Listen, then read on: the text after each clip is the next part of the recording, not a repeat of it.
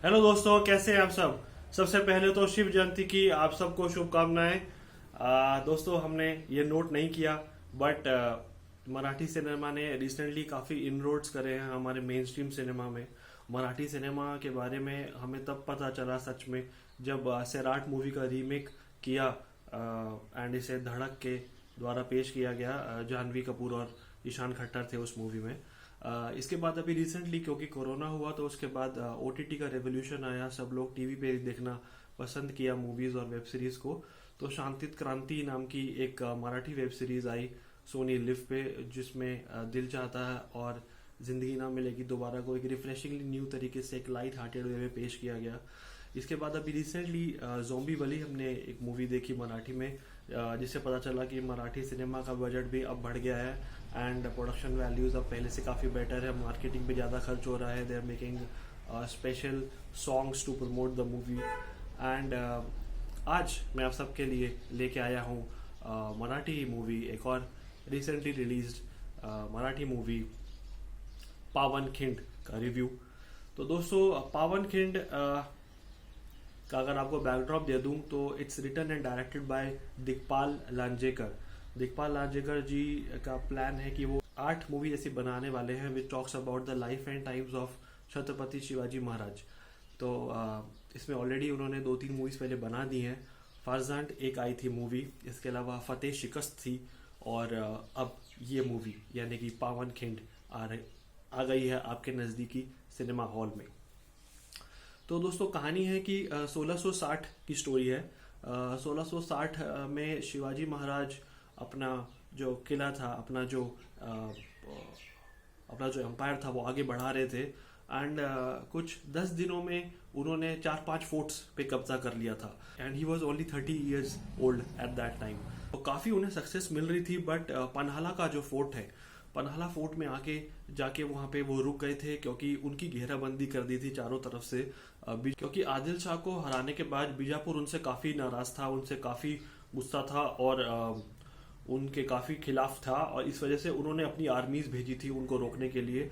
तो चारों तरफ से उनको वहां पे कैद या वहां पर रोक के रखा था कि जैसे ही वो ताक में बैठे थे सोल्जर्स की, जैसे ही शिवाजी की भनक लगे तो वो उनको जाके कैप्चर कर ले।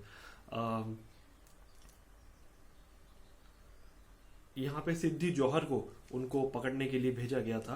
तो कहानी यही है कि क्या शिवाजी महाराज अपने आप को वहां से बचा पाएंगे और कैसे वहां से निकलेंगे। दोस्तों, ये अगर आप एक मराठी मानुष है तो आपने ये ऑलरेडी अपनी टेक्स्ट बुक्स में ये कहानी पढ़ी है पावन खिंड की। इसे बस अब बड़े पर्दे पे चरितार्थ किया गया है। तो सबसे पहले परफॉर्मेंसेस की बात कर लेता हूँ। तो Sameer Dharmadhikari, he is a national award winning Marathi actor and Hindi cinema में भी इनको हमने काफ़ी देखा है, टीवी एक्टर हैं।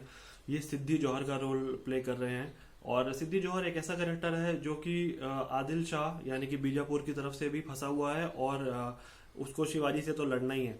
तो दोनों तरफ से दोनों ही सूरत हाल में वो फंसे हुए हैं but still he is trying his best to capture Shivaji and generally क्या होता है ऐसी मूवीज में जो नेगेटिव कैरेक्टर है उसको डेमोनाइज कर देते हैं, उसके नेगेटिव शेड से दिखा देते हैं कभी कभी कि ऐसा लगता है कि उसमें कुछ अच्छी क्वालिटी है ही नहीं।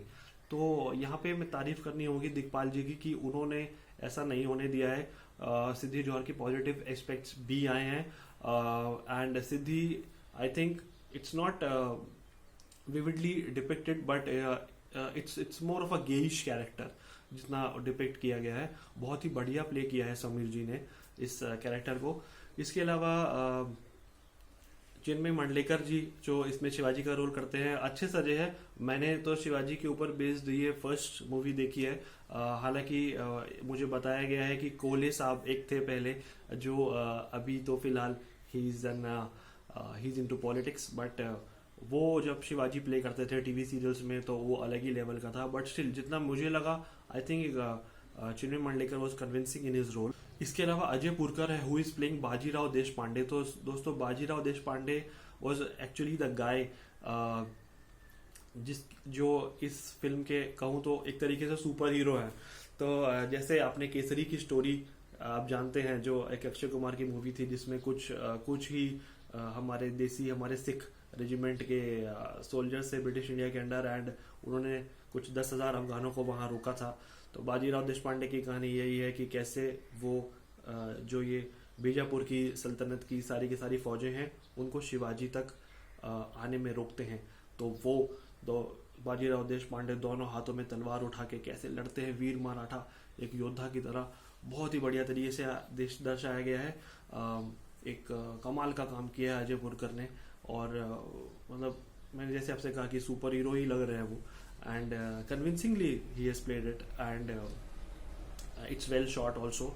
एंड दोस्तों हमें यहाँ पे ये भी ध्यान रखना पड़ेगा कि मराठी बजट नहीं होता है 60, 70, 80 करोड़ का, वो उस 4-5 करोड़ का भी रहेगा तो दैट्स मोर देन सफिशिएंट उनके हिसाब से। तो उसी में रहते हुए दिग्पाल जी ने इसे डायरेक्ट किया। तो अगर आप देखेंगे तो जो बीजापुर की फौजें हैं that are suppose to be in thousands, मतलब 5-10 हज़ार 40 हज़ार तक की बात है उसमें एक्चुअली जो कहानी है जो एक्चुअली हुआ है। बट यहाँ पे उतना स्केल तो नहीं जा रहा, बट हाँ स्टिल कन्विंसिंगली शॉट। कुछ सीन्स बहुत ही बढ़िया हैं, स्लो मोशन में भी काफ़ी सारे सीन्स हैं which are aptly captured, and हमारे मराठा सोल्जर्स तो खाली यहाँ पे 400-500 ही थे, बट वो लोग भी इतनी देर तक उनको रोक के रखे रहे। करीबन 12 घंटे बैटल चली, जैसे मैंने कहा केसरी जैसी ही कहानी।